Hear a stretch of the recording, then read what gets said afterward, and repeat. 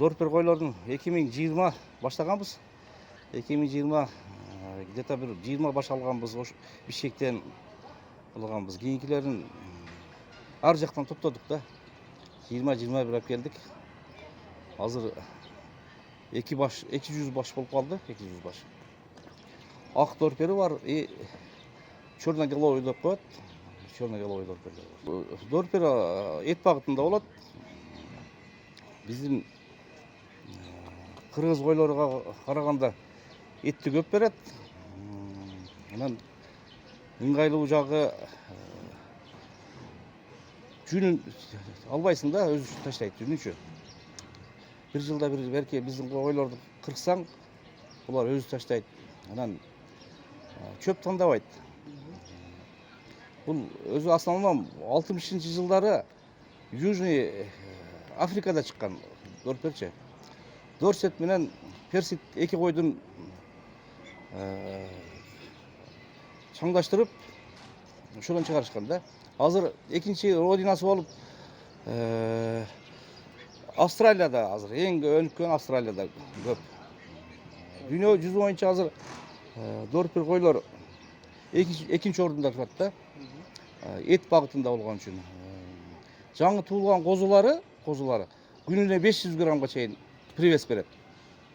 Өзү 2,5-3 килограмм тууса, уже 3 айдан кийин бул тоюшка жарап калат да.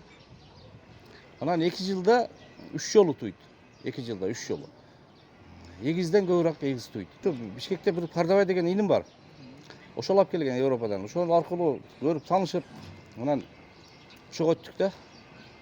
Негизи бул дорперди биздин Кыргызстанда көбөйүш керек да, эт багытында. Сандан сапат.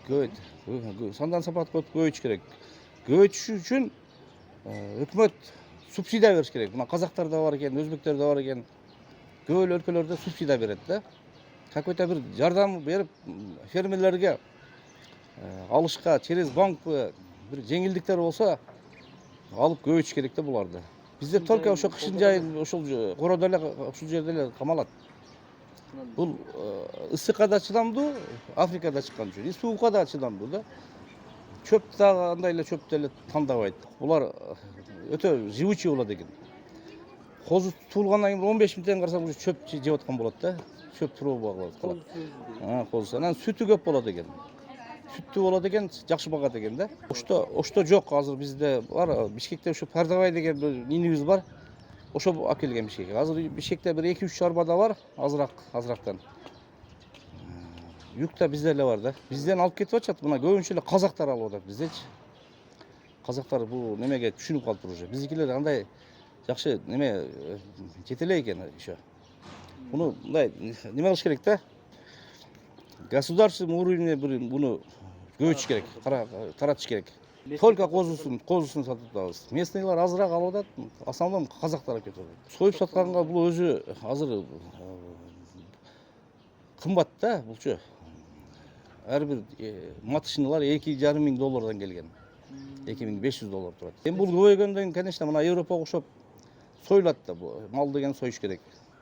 Союлуп эт багында. Эми бул көбөйгөндө мына мисалы Россияда Мираторг деген компания бар, 50 000 баш кармайт, Россияда, Москвада.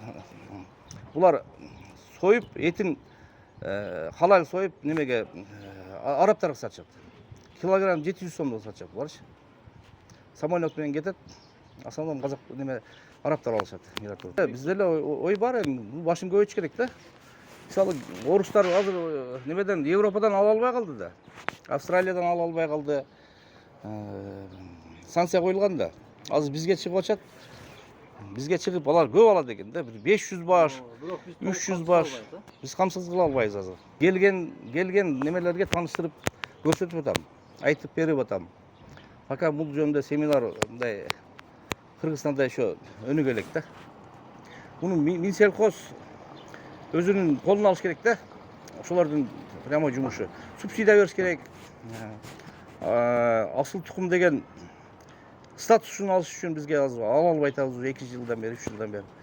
Ошолорун жеңилдетиш керек экен да. Асыл тукум деген статус алсаң, сатышка да, за границага сатышка да оңой болот.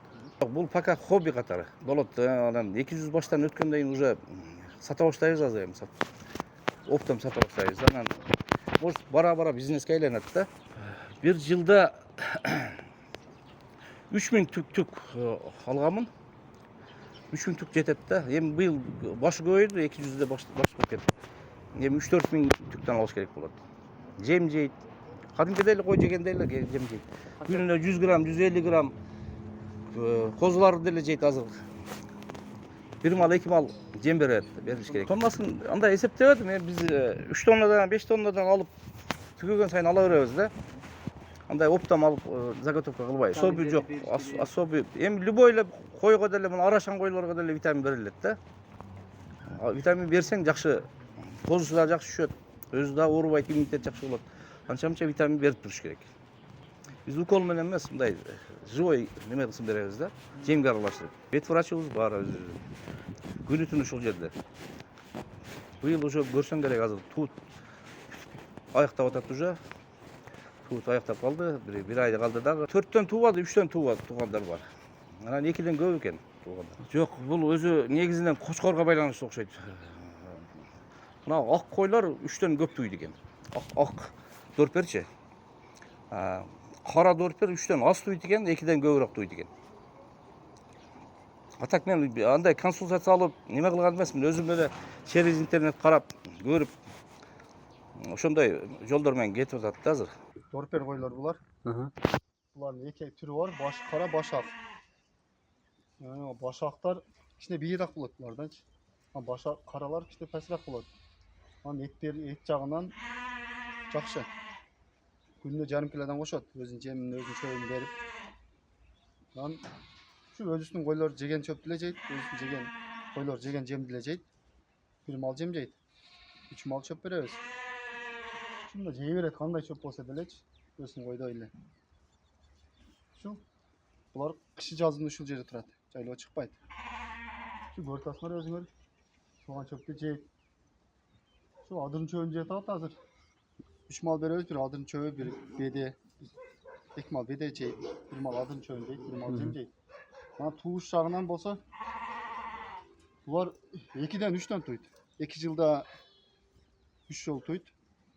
Туганда да козулар плотник жакшы берет. Ушу мындай да козулар. Анда козуларды бөлдүк эле. Каяда коштук. Энелерине сүт көп болгондон.